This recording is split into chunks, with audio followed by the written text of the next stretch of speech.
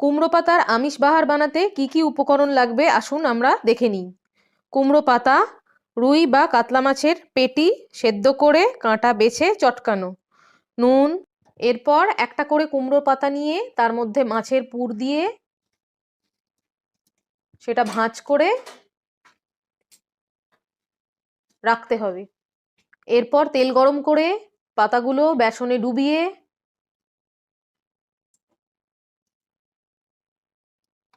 তেলে ভাজা হবে। ভাজা হয়ে গেছে, এরপর এটা পাত্রে তুলে নিন।